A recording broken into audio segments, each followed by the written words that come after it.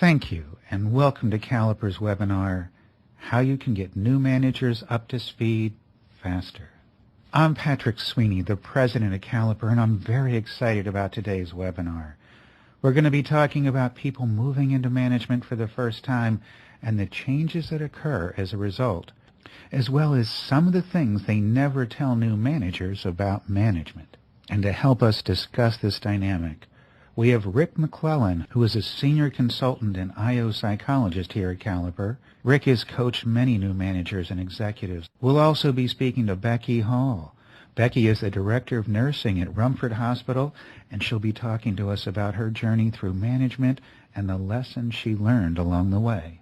And we're also going to be hearing from Raphael Chow, who is the vice president of development at Samson Rope Technologies. He'll be discussing why management coaching has been so important in his organization and how he helps develop his management staff. In the next hour, we're going to be talking about how successful organizations are grooming and developing new managers, how new managers effectively work with their teams, and how to ensure a new manager succeeds from the start. So, Rick, we're focusing on management development, but before we do that, can you talk to us a bit about the individual contributor management dynamic and why they're so different? Great individual contributors don't necessarily make great managers, but I see managers make that assumption all the time. And I think it's important that honesty be part of every management-employee relationship so that they can ascertain that desire on the part of a great individual contributor. Management is a skill that can be developed, but a lot of managers also assume that it's inherent in every great individual contributor, and it isn't. I think that can sometimes work out, but most of the time it doesn't. Right. And I think managers need to be very much aware of this as a potential problem.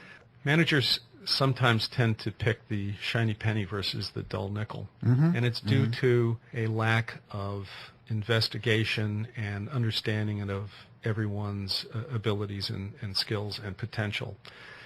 This may be because of the need to replace somebody quickly. It may be a battlefield promotion, to use a euphemism. But unfortunately, I think that for managers, it's an important attribute to really look at one's entire skill set and potential rather than just take the one that's sort of the first and obvious one.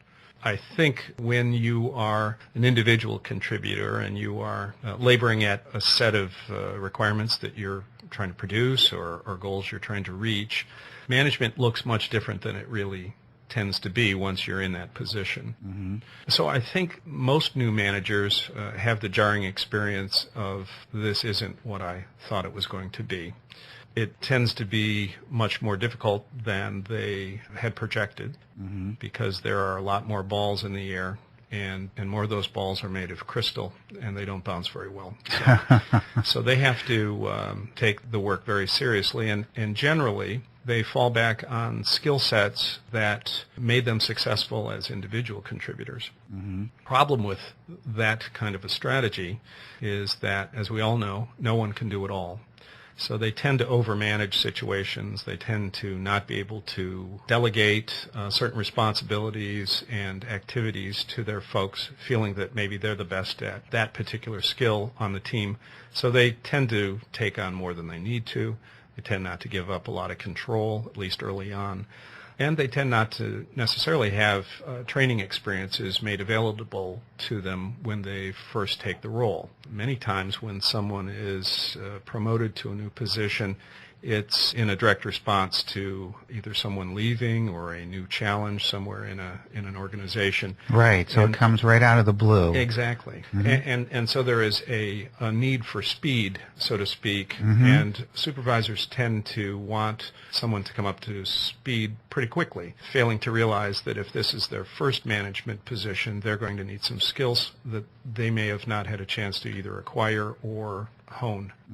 So left to their own devices, they tend not to be either effective or very happy in this new role. That's so interesting.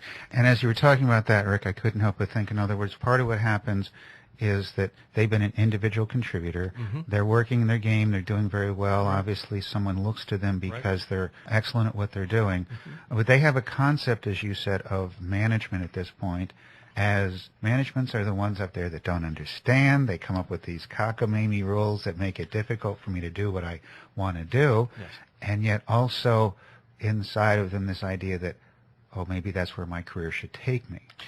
Yeah, I think most folks, when they're, at least in the U.S., think that we all bring a sense of success equals promotion, or vice versa, promotion equals success.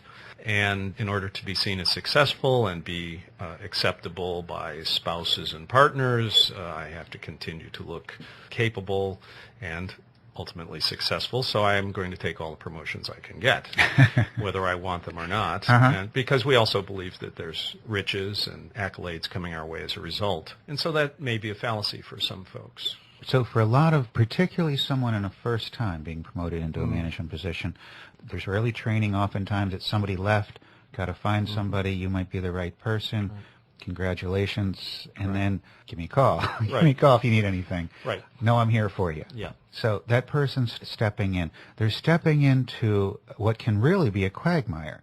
Because on the team, one of the things I don't think anyone tells that new manager or prepares them for is the idea that not everybody is as excited about them being the one who was picked. Absolutely. So they have to create a team and pull them together and coalesce this team who are several people thinking, why did he or why did she get it? Why not me? Right. So it's not like everybody's already there together and excited about this whole thing. So how do you help a first-time manager with that conundrum? Because you're sitting there, you're trying to make stuff happen, and somebody could just be sitting going, okay, I'm just going to wait for this guy to fail because then I'm the guy. Well, I think new managers, depending on the situation, they will attempt to do the kind of things that made them successful in the past. If they were a team builder and a collaborative kind of leader in their work, they may already have some of the inherent skills of leadership, and they may try to use collaboration and team building as part of their management strategy. That would be a wonderful occurrence. I think, unfortunately, not everyone brings those kind of skills to the table.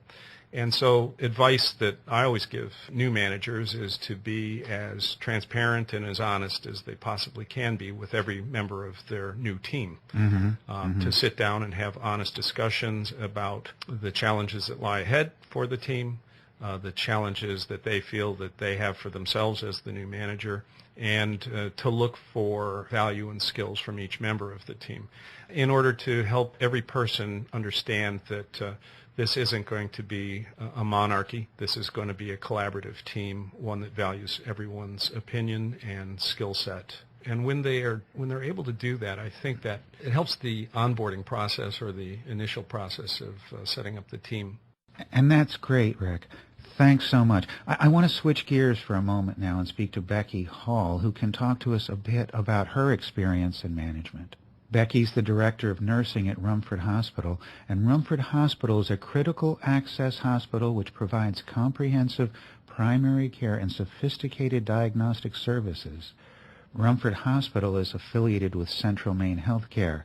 Thank you so much for joining us today, Becky. You're welcome. Thank you for having me, Patrick. Oh, we really appreciate it.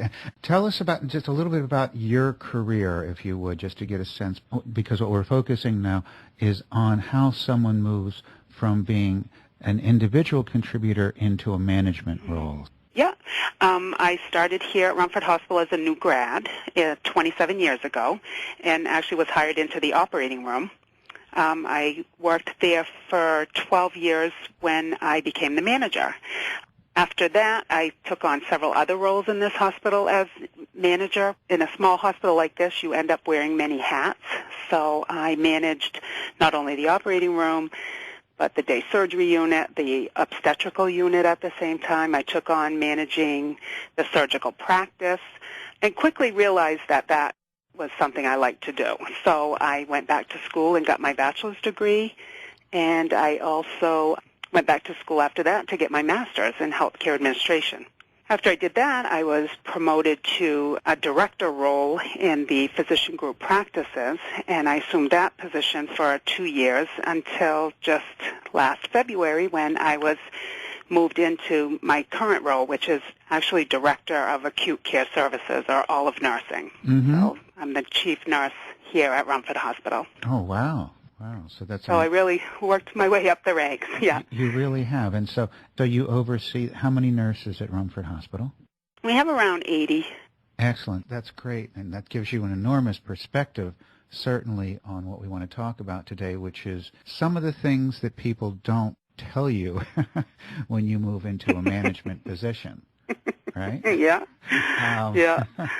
I love your laugh, and it's certainly very telling, Becky. So when you went from being a nurse, and if I recall correctly, it was in the operation room, and then you became a manager, what was that like, and what didn't you know that you were stepping into? Well, I think what happens to many nurses is that if you're really good clinical, then it's just assumed that you're going to be good at management, and that sometimes that isn't the case. So you make a lot of mistakes. So I think, I learned from a lot of mistakes that I made. I think one of the things I learned first was having to listen more than talk. As a clinically oriented, skilled nurse, I was one that wanted to just do and fix and take care of it. And in management, you can't always do that. You need to lead your team and manage them through processes and improvement. So that was probably my first quick learn, was can't do it all yourself. Right. And that's an interesting learn, because I don't think anyone really explains that to you, right? They don't. We had no orientation, if you will, to management here. Just basically, this is your duty now. You have to be sure of this, you have to make sure of that, and you have to make sure of this. But how do you get there? And just so that I understand, Becky, when you move from being a nurse to a nurse manager, are you still have the responsibilities of being a nurse? Yes, you do here, and probably even in the larger hospitals. I think that's an important part of being a manager, because I think if you can't do it yourself, then you don't have the clout to tell someone else they have to do it. But even in this small hospital, as the nurse manager of the operating room, I was in the regular call rotation, working holidays, and, elbow to elbow with the staff. And you have to, because we're so small. You couldn't afford to just be the manager. And you had to be a staff member as well. Right. So becoming a manager becomes just something added to what you were already doing.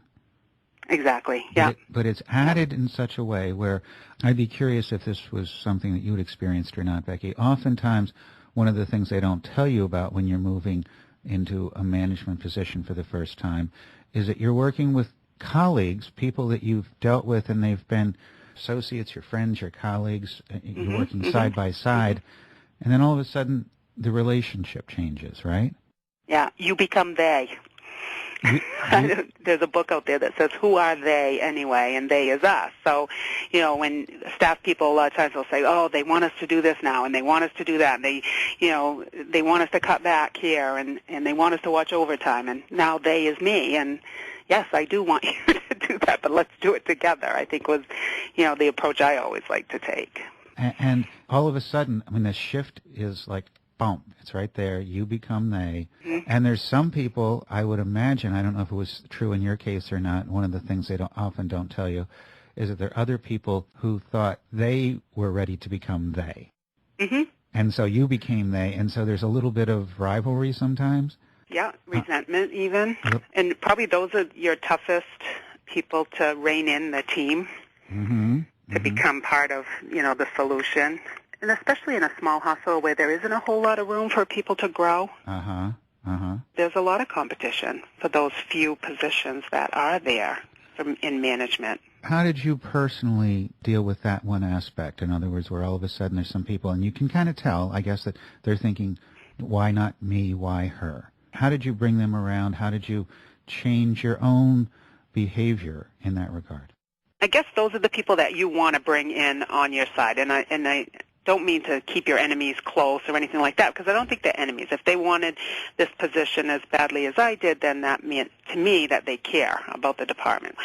So I had a particular person in that circumstance. And so I brought them in, and we talked about it. And I said, well, what can you do to help me to be a better manager for this department? And actually, as I continued to grow in my management responsibilities, I was able to give that person more of a leadership role in that she became what we call a clinical coordinator. So, a step up from a staff person and kind of that in-between person between me and the manager. So I was able to do that, but only because she was able to grow with me in the department. That's terrific. I love that you were able to have a very honest, open, straightforward conversation with her, and then also say, how can we make each other successful here? Great lesson, because a lot of people would just try to work around something like that or hope that it would somehow go away, but you're working very closely with someone there that you need to know that you can rely upon, can depend upon.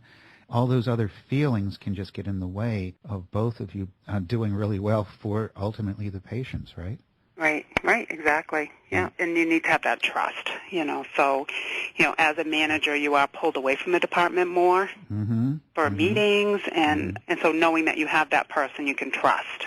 Trust is huge. That trust is so big, because if it's there, then everything can work, and if it's not, everything falls apart. So as a manager, part of what you had to do then, that's so interesting, Becky, was to make sure that you could establish and develop and grow trust. That's one of the first things you had to do as a manager, right? Absolutely. Doing that through open and honest conversations. How else would you do that? I think, to build trust among your team, you need to lead by example. And I guess I'll go back to what I said earlier. I wouldn't ever ask my staff to do anything that I wouldn't do myself. So, pitching in and being a part of the team. So you become then the manager. You realize nobody's told you this stuff. You've seen some practical things about what it is to be a manager in terms of dealing with situations. But in terms of supervising people, that was brand new, and it's the first time you're doing it. And you're supervising people who were formerly your peers, right? Yep. Yeah. How do you do that? That is a tough one. That is a tough one. The approach I took, but, and I don't know if it was right or wrong, but I will say to this day that a lot of those staff members are still in that department and functioning very reliably. It's a highly reliable organization down there, but it was very difficult to take on a management role with your friends, and these people were my friends, so I had to sit down with them, and I did it in a group setting, but then I sat down with others individually and just said, you're my friend, I'm going to have to be your boss, and so what I said to them as a group was, I love to manage people, but I don't like to be a boss, so don't make me be a boss. Don't take advantage of the fact that we're friends, because then I'll have to be your boss. But be a partner with me in making this a successful department, and I will manage us through it. And that was kind of the approach I took. So you said, I don't want to become they. We can do this in a different way if we create an understanding among ourselves of what this is. Yeah. So instead of me becoming they, let's all of us become us. That was very insightful of you. Did you go through any sort of formal management development program? I would go to conferences. Any opportunity I could find for any kind of leadership conference, I would go to. And then actually getting my bachelor's degree, a couple of those courses were on nursing leadership, so those were very helpful. And then, of course, the Caliper program that I went through. And tell us about that. What was that like for you? It was wonderful. The president of our hospital at the time pulled a group of us together, and he asked, if we could give you training on being a leader as a woman, what would be the top 2 or 3 things that you would, want to get out of it? And for me it was conflict resolution, having difficult conversations, and public speaking. And, and we went around the room and everybody kind of agreed that, that those were some of the things that we as women leaders, struggle with. And so that's when they approached the Caliper Corporation and said, is there something you guys can do to help us develop a program for the women leaders in our organization? And they did. And so when you went through that program, how long was it? Describe for us, if you would, how many people were in it and what you learned about yourself and others. There were 10 of us in the first group. And, of course, the first thing we did was our caliper profile. So there was no surprises there for me. But what I didn't realize is what those personality traits, if you will, translate into you as a leader. And so sitting down with Caliper, I think it was Matt Brucker at the time, and him, explain, like, first thing he says, you don't know how to say no, do you? So, I mean, he just started the conversation off like he knew me. Yeah. So it just from that Caliper. So it was very interesting. I still pull it out every once in a while and look through it. So that was my first aha moment, like, oh, yeah, you can't fake that. That is me to a T. So on the one hand, your caliper profile might say that you like to come through for others, that you like to make, I'm very accommodating. But I have a high sense of urgency. It's all of those. He pulls all that together and he says, you don't know how to say no, do you? And then all of a sudden it's like, bump. Yep, exactly. So then the 10 of you, each of you have obviously slightly different things perhaps that you're dealing with based upon who, because you're all individuals. And then there were some major things that you were all working on together. Right, yes. All of us were part of the same management team here at Rumford, very small hospital, so small operationals team, if you will. So it wasn't only nurse managers. There were, our HR manager was in the group. Our quality manager was in the quality and process improvement. Our radiology manager was in the group. So it was very diverse. The practice manager at the time, who was in charge of all the doctors, she was in that group. And then the rest of us, I think, were nurses. So that's great. Leaders. That's great because it's giving you a broad understanding of the rest of the organization, the rest of the hospital, and what's important to each of those new managers, as well as an understanding that you're just not in this alone, right? Exactly, yep. And I remember one session that we did, I think it was on conflict resolution, and I don't know or who it was that ran that session, but she could predict how people were going to react to different situations based on our caliper profile. It was pretty funny. Yes, it's amazing. It's amazing, isn't it? And particularly when you're talking conflict resolution, oftentimes when we are, in situations which are tense or uncomfortable, that's when we revert to our core. That also brings back, I'm thinking, to that thing about trust that you were talking about in the beginning, which is so important when you're forming a team. Here in that room, going through this management development program with these other new managers from various aspects of the hospital, that had to establish, with that openness, talking about yourself that way, everybody else doing it, an enormous level of trust. Absolutely, I would agree. I think the biggest thing that most of us came away with from that was the camaraderie and sisterhood of the group, and that we could rely on each other. I would highly recommend that program for any new team that's being pulled together, because it really did help build trust. Excellent, and then that becomes the bedrock of everything you do afterwards. Exactly. That is the foundation for any team to be successful, is to have trust. I want to hear your thoughts about hiring and firing. Did you ever have to fire somebody as a first-time manager? What was that experience? Oh, yes. The first time I had to fire someone, I did it with my director. I had them with me in the room in HR. So as a manager, that was one thing I learned very quickly, is you don't do that by yourself. Especially in nursing, because if you fire a nurse, sometimes you have to report that to the board. So I think you need to have backup with you, so that you don't do it wrong or make a mistake. The first time I had to fire someone, I had to do 2 in 1 week on that job. But I think it went okay. Actually, the first one, the staff member was mad and walked out. When I approached her, she was stealing from us.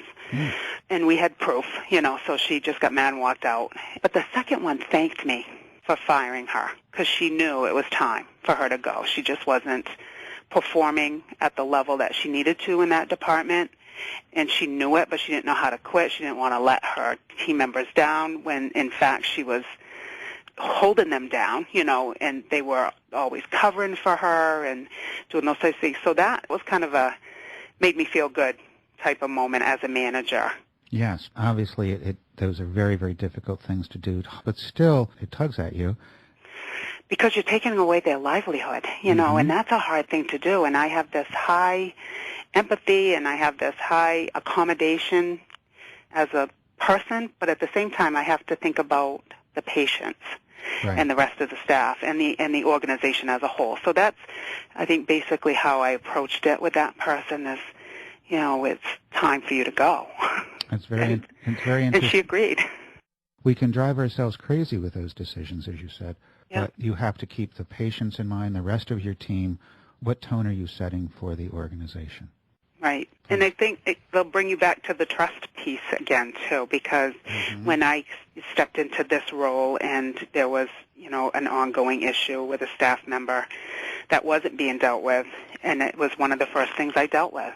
And having the rest of the staff then earn your trust because you're getting it done and you're doing what's right for the organization. Not easy, but you got the trust and respect of your team then, because this was a situation, as you said, that was there, and you came on. That was actually a great way for you to set a tone for the team and what you're doing. It's a really great lesson, because oftentimes what new managers don't realize is that they are not just stepping into a situation that exists right now. They're stepping into a situation where they, in fact, are responsible for the tone that they are creating. For you personally, now when you went through the management leadership program with the other 10 people that you talked about, so you've got insights into yourself, insights into some overviews of things that you wanted to do to get better at. What was the takeaway for you at the conclusion of the program? What were the action steps that you took with you, either became important for you then or that you carry with you now? Certainly, I learned public speaking and presentation. That was really huge for me. The other piece of that, having worked in the operating room and working with surgeons who aren't always the most collegial, if you will, or collaborative, I'd gotten pretty good at conflict resolution, and dealing with difficult situations. But my nervousness was always on public speaking, and I had been flung into a role where I was doing even national speaking or at meetings, in other states and whatnot. And so I was always really uncomfortable, and now I don't feel that way. So you learned, essentially you came away from it having more clarity about your own strengths and with a sense of confidence. Absolutely. Yeah, certainly the confidence piece. Excellent. Just one last thing before I let you go, Becky, and this has been great. Love the openness, and you've been so helpful. What advice do you have for others who might be going through a transition from becoming that they're very good at what they do, and then they get tapped on the shoulder and someone says, "We want you to be a manager"? Number one, seek out opportunities to learn what that means, whether it's from a peer, network with your peers. You're not alone in this. You're not the only OR manager in the world. So join your professional organization so that you can network with those people. Don't be quick to jump to conclusions or judge. I think, I did have to deal with one situation very early in this role, but for the most part, stand back and observe. Do a lot of observation and listen to staff and find out what, is really their issue with they, what do they mean by that? And then just lastly, don't be afraid to roll up your sleeves and get in there and help the staff. Even if you're not the most clinical person or the best at that role, that you can at least be there to support them and mentor them. Excellent, excellent. Becky, thank you very much. This has been terrific. You're welcome. That's so interesting, Rick. Becky talked a lot about some crucial lessons that she learned as she moved through management, and many of those she had to learn herself. She got her team together and said, okay, this is going to be collaborative. I want to make this a group effort. She didn't want to be the boss, as she said. So it's an interesting dynamic there. First of all, as the new manager, you have to say, okay, we're not just colleagues anymore. You have to change that. You want to keep it collegial, but also to set a different tone for the team, which is a reflection of the new leader. The honesty and transparency component of these conversations has to be foundational to the relationship building. When I'm coaching a new manager, I also remind them that this can't happen instantly. that relationships are built over time, that your intention to be a great manager is just that. And it's your behavior that really spells the reality for each of your team members.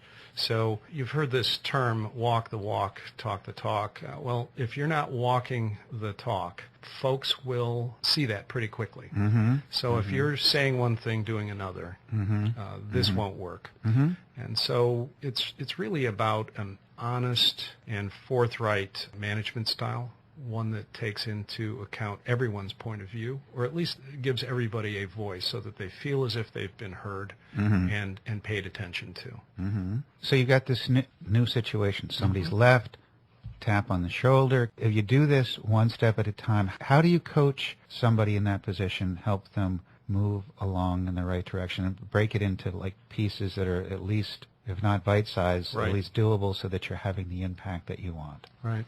We focus on the goal. And then we take baby steps with regard to the kind of things they're attempting to do. I think if we do focus on the responsibilities of the team and the goals, many times those activities will lead to natural progression around the skills required. So much is added to this. In other words, if it is, as in most cases, as you said, you come across. So we're asking this new person to do all these other things plus what they were doing before. I think that when a new manager is promoted, the organization can do itself a favor by having them attend some sort of a training process as quickly as possible.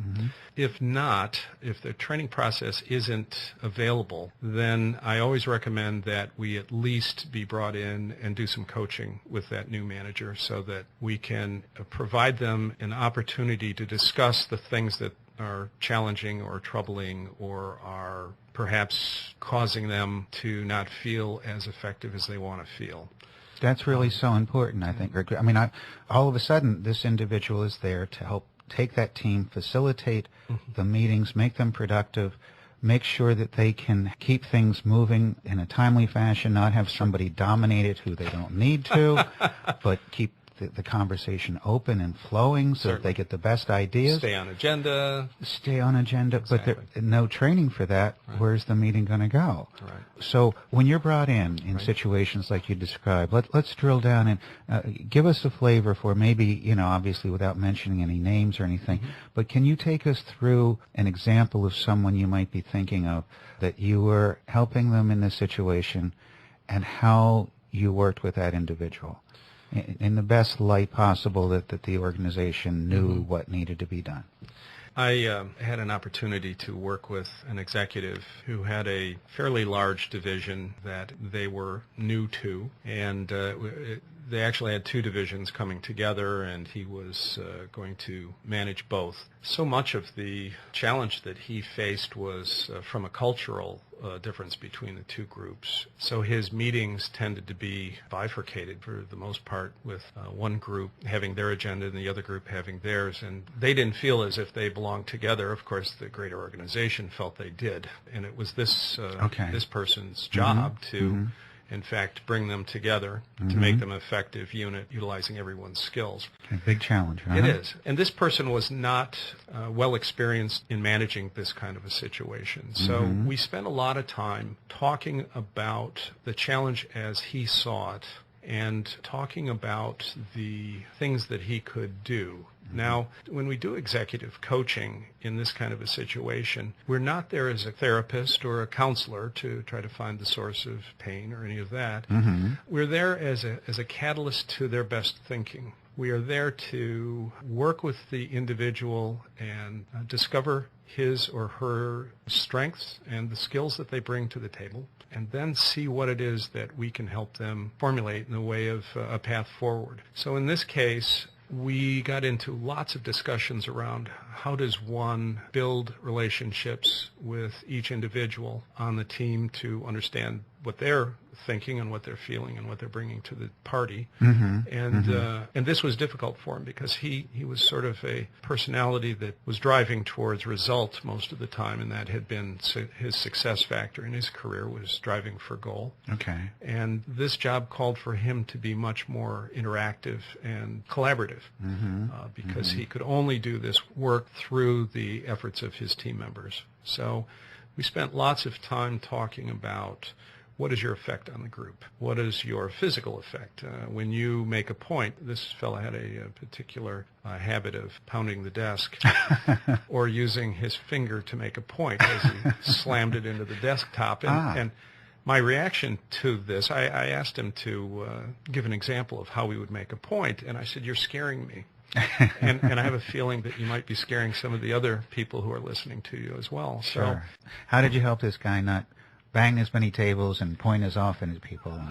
My advice, and I try not to give too much advice in these things, but I said, I want you to think about the effect you're having on your people. And he said, that's not the effect I want. And I said, okay, what kind of things can you do differently going into the future? And that's a great place to start because you knew from the beginning that this guy's concerned with outcomes. Right. So you're saying to him, what effect do you think you're having? So you're showing him that he's not going to get the outcome he's desiring by this behavior. Right. He's not looking like a leader. He's looking like someone who is frustrated. Well, and many times when we look at our role models in leadership positions, they're not going to necessarily be great role models. I mean, you've got the autocratic leadership style, the command and control of the old armed forces kind of model, and sometimes that's your only model for how you should be as a manager. That's so interesting. So what are the models we have in our head? But I was particularly impressed when I read after the invasion of Normandy, when Eisenhower was walking away and he took this piece of paper and he just crumbled it up and he threw it in the garbage. And one of his assistants leaned down and picked it up because he figured everything he did had some historic significance. Inside of it was the speech that he would have given if the invasion didn't work. And I've read that speech, and he takes it on himself, and he takes responsibility. But takes responsibility. But what impresses me most about that is that the night before, he wasn't just thinking, we're going to win this thing, there's no way. He'd wade through everything possible. Sure. That's not the impression we have of leaders, as someone who doubts. Right. So if you are a manager first time, and you have those doubts, there's no place for them because that doesn't fit into our concept of what being a manager or leader is about. Right. I think that one of the most attractive components of a good leader is as you say, a vulnerability and an honest appraisal of self and skill. I think everyone can rally around somebody that they believe is being as honest and forthright as they know how. And I think that folks are willing to help leaders, especially new ones, if they, in fact, ask for it. I'd love you to pick up on that message, because that's a great we will believe in someone if we can connect with them. To connect with them, we have to sense their vulnerability, that they're real. That has nothing to do with any of those role models out there. Right. That's a really great point, Rick, how connecting can really help managers effectively work with their teams. I'd like to switch gears now and talk with Raphael Chow, who will help us explore that idea a bit further. Raphael's the Vice President of Development at Samson Rope Technologies, and Samson is a world leader in the development and manufacture of high-performance ropes, with a focus on research and development and with solving very specific customer applications. So, Raphael, as Vice President of Development at Samson Rope Technologies, how many people are on your team? I have 25 people. Now, of the 25 people on your team, how does it break down? How many managers do you have reporting into you? I have 3 managers reporting to me, one engineering manager, an R&D manager, and then there's a corporate quality manager reporting to me and make sure our quality system is in order and that we can pass the audit to keep everything in line. That's interesting. And what I'd love to do is talk with you in terms of some of the work you've done in management development. I know that Caliper has helped you think this through, and with some of the coaching and consulting on that. A lot of technical people often, you're into your craft, you're into your skill, you're into your technical area of expertise, and you're working that really well. And then when it comes to people, it's like, couldn't they all just do this like I do? So becoming a manager, what are some of the obstacles you've seen people have to overcome? And how do you identify somebody who is technically really good like that, but has the potential you're looking for to manage not just projects, but to manage people? Yes, and I think that's become very difficult. There's three questions here. First is what are obstacles? I think two obvious things is that I say they won't let go and they don't really want to extend it to learn a new skill set. And what we reflect on then is suddenly they become extremely busy, and so the time management element comes in. And I think mindset-wise is that suddenly there's a shift from the focus on IQ, how intelligent they are, to EQ, is how can they get along with people and really coach and inspire people better. And this is where Caliber comes in. I think your 360 analysis and the question you ask and the coaching really comes in my mind, is really only two things. One is raised awareness, so these people know what's missing. And second is act as a reminder. You cannot force them to do things, but you can constantly remind them and give suggestions. So I think I have seen success from the Caliber's program to help people. So Caliber can help you identify people who have that emotional intelligence, as you said, the self-awareness, the ability to shift. Well, somebody's not going to change completely. Sometimes I see is people, they acknowledge that, but the personality is ingrained so deep.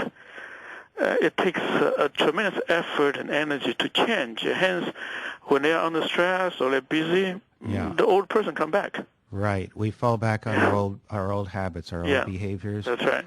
So it's really getting a clear understanding of someone's potential and then helping to craft a career path for him or her that makes sense to them and to the company.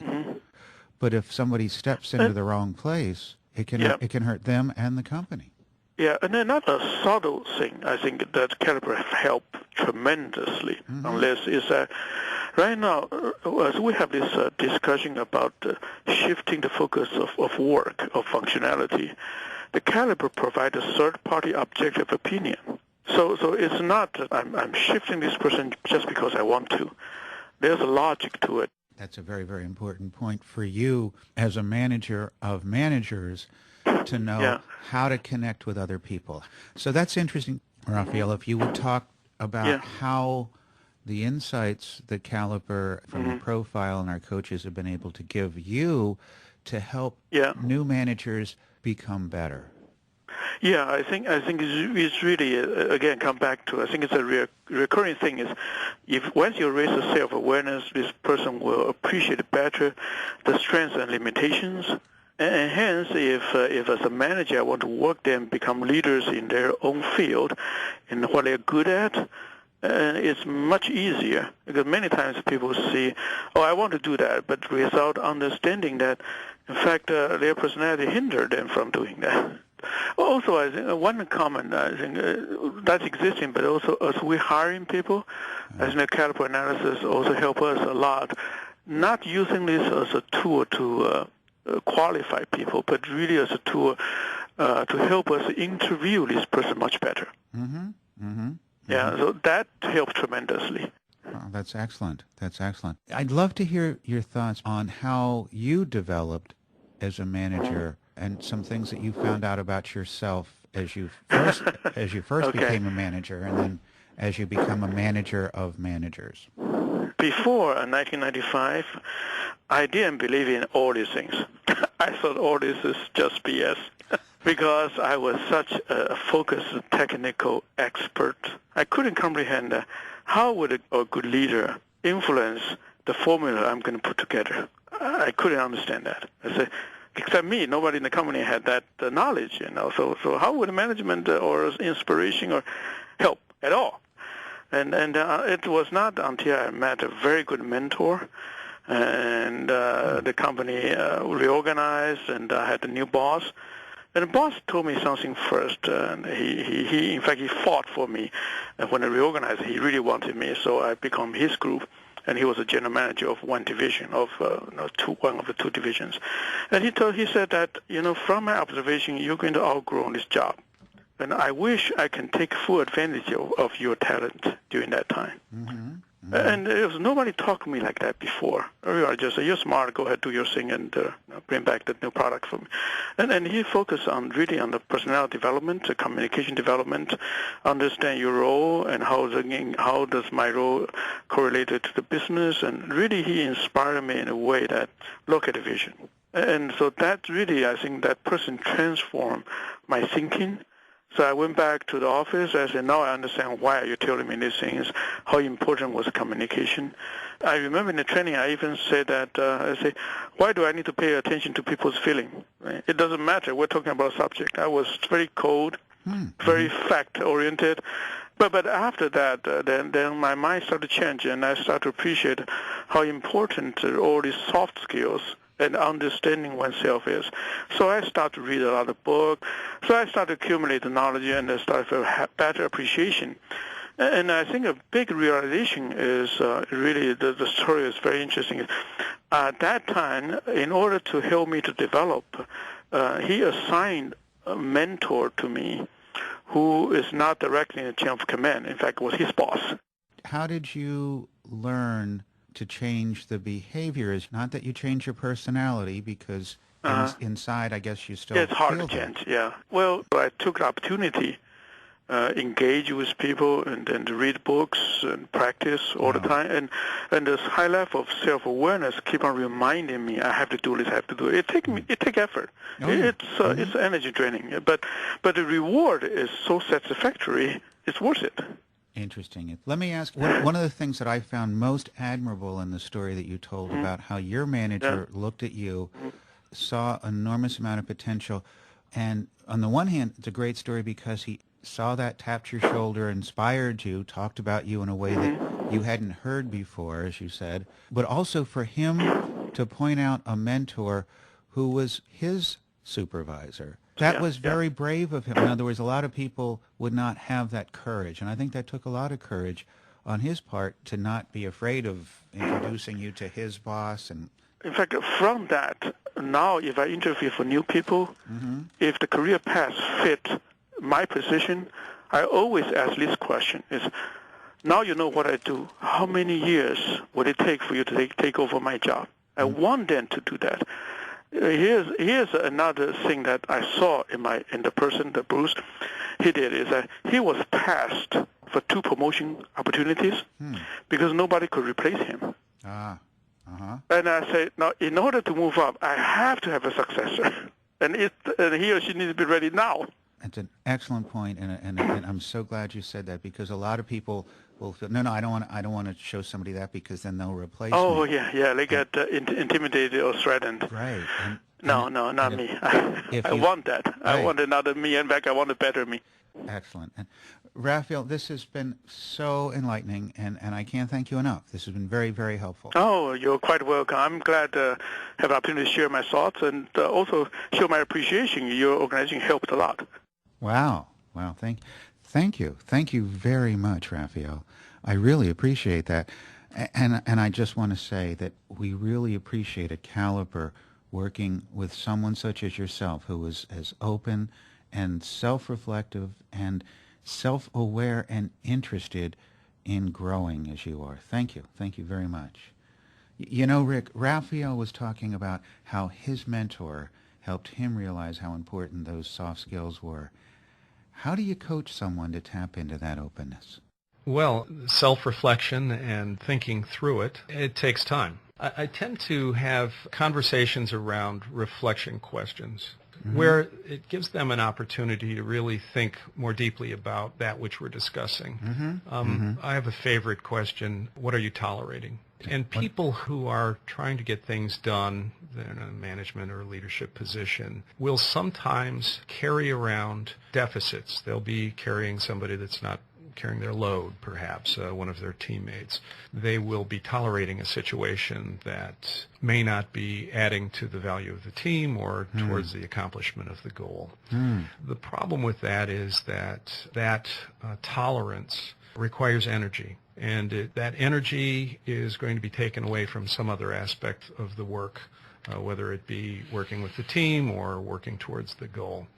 So the consideration of what are you tolerating as a reflection allows them to start owning some of the things that they are, in fact, carrying around with them and requiring energy. Many times this leads into a discussion where some people say, you know what, I really need to do something about X, Y, or Z. And that forces them towards some action or activity. And I think that the question allows them to focus. You're being a coach there, Rick. Your questions cause someone to think about situations that they probably haven't even had time to before, because managing is about doing. Yes, and I got to keep doing, and you're saying, whoa, let's think about you as a manager. Let's talk about how you are coming across, the effect you're having on your team and on yourself, and the impact that you're desiring. And I think this is one of those truths that with some reflection and with some discussion, managers can get to, that it's not about your intentions, it's about the behavior you exhibit. If you're coaching someone starting in a new position as a manager, hasn't been a manager before, where do you start as a coach? Well, you always start with questions. The Socratic method is really the only way to go in a coaching situation. And it's dangerous to start making assumptions early in a relationship, especially with a new manager. And so I always express my desire to take it slowly and to make sure that we don't make any missteps. And generally I will say, how do you feel about this position you've been given? And from that, their answers then drive the next set of questions. And it tends to be that they're pleased or that they're proud that they were promoted and all. And I say, well, but what are the challenges you're facing? And they say, well, I've got this large goal, and I have this profitability, and we're way behind in our pipeline, or whatever it happens to be. And so they immediately start focusing on the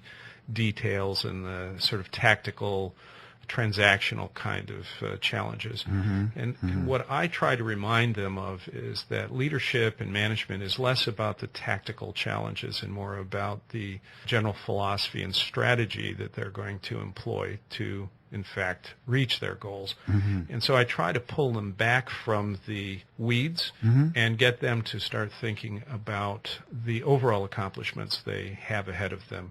And if they don't mention things like building a team, being able to do this month after month, things like that, where they're taking that broader, longer view of their challenges, then we engage in that kind of a conversation.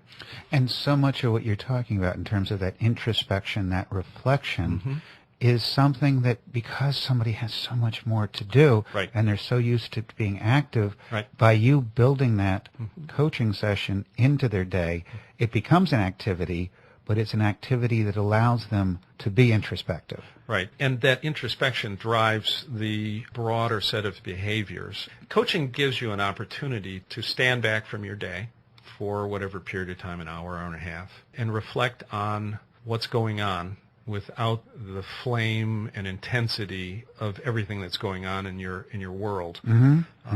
I think that when a manager has a couple of years under his or her belt, they do that almost naturally because they have already eliminated some of the noise that comes with leadership and management, or they've delegated appropriately to players on their team so that they don't have to think about every detail. So they do have time to reflect and be introspective and to think about the effect of their decisions and their the goal setting they're doing and things like that. You have to be able to tap into someone else's potential. That is correct. So you have to be able to see them for who they are and to realize the differences and the strengths they bring are not going to be yours. It's so important, I believe, for organizations to recognize this. I know one of the things I admire most about Tom Gartland, the president of North America of Avis Budget Group, is that he and his organization have very consciously worked through the idea that they assess somebody when they bring them on, and they realize that some people have management potential and they start them on a career track, and others don't. But they also have a track for them that becomes highly responsible in terms of moving, if it's in sales, from one area to to regional, to national, to global sales. And both areas have just as much prestige. So it's not like, oh, I should do this for my career. It's like, what's best for you the organization? How do we tie your aspirations together? I think it's so important for organizations to be able to look at that, to recognize that value. Right. I love it when a manager can be intimately aware of their employees' passion. I coach folks to look for passion and where people spend their time and efforts, and so that they understand what people are really interested in doing. And if sales is your passion, then that's where you should be. If you don't have the skills developed, then you should be allowed to develop it or given opportunities to develop your sales skill, because to follow that passion is a wonderful thing. If leadership is your passion, if you are driven to lead but need the skills, then you should pursue higher education or more training, and those kind of things should be available to you. But to have no passion for leadership and be forced into it, I think that's a sad situation. And yet so many folks find themselves in that situation because we as a culture see promotions and leadership and this and that as being very valuable and attractive. It's sad for the individual and so sad for the organization. Absolutely. Also. One of the things about the Peter Principle is that it's not just that person who gets stuck, but the people reporting to him or her, that can just stagnate the organization. Absolutely. And it has an effect on employee engagement. It will take the incentive right out of an organization. It can absolutely be a negative effect. The perspective, the approach you bring to this, to helping a new manager, why would a company want to bring in, an outside coach such as yourself to help with this process as opposed to trying to do it themselves? Coaching in particular is difficult to do internally. The coaching relationship is one that needs to be completely without agenda. The coach has to be completely trusted, and therefore everything that's said in a coaching session needs to be confidential. I find very few coachees that feel as if an internal coach can bring that to the table. They may say it's okay, but they're not going to give up every aspect of their thoughts and feelings in that coaching session. Our value as executive coaches to our clients is founded on that concept. The confidential nature of the discussion, the fact that we are focused on their development and their progress, and our desire for their best effect as a result of our relationship with them allows them to go to places and to discuss things they've never said before. This is a fairly common statement from a coachee, that I really appreciate the fact that I can say these things to another human being and listen to myself say them. And you're able to bring a perspective that is certainly full of insight, but also very objective, because you're not in the organization, so you can describe to them, this organization is not like every other organization. Here are some of the things you may know or may not know about the organization. And when you're in a coaching relationship, especially at the executive level, you really come to that table with an absolutely open mind, prepared to listen at that third level and to really try to help this person think through that which they are thinking about. I call it a catalytic reaction. We affect the chemical reaction, but we are not part of it. So we are there to enable the discussion to move forward, to help them stay unstuck as they work through that which they are thinking about. And this is valuable when you're talking to an executive, because so much of what they're listening to is their own thoughts, their own intentions, and they start to believe some of their thoughts and intentions if we don't give them an opportunity to discuss them in that coaching relationship. And if it just stays inside the organization with those conversations, it can be like an echo chamber. And who's going to tell the CEO that what she's thinking about is incorrect? Or have you thought further about this? I think there are too many agendas in play when you try to do this internally. I think the same thing happens in a training situation. Not every organization wants to utilize internal training. It makes sense in some cases, maybe around a technical process or something like that, but many times there is an objectivity and a greater understanding of more aspects of a particular topic, such as leadership or delegation, communication, those kind of things, from an outside specialist in that area. So I think it's of some value for companies to consider outside training and development vendors as well. Excellent. Excellent, Rick. Thank you. Great insights. I really appreciate it. You're welcome. And thank you to all our listeners for tuning in. For anyone who sent a question, we'll get back to you by the end of the week. All registrants will receive an email with links to the recording of this webinar and slides from today's presentation. To find out more about how Caliper can help you develop new managers and executives, check out our website at www.calipercorp.com. If you have any further questions, feel free to contact us at 609-524-1400 or email info@calipercorp.com. Thank you for attending today's session, and we hope you can join us again next time.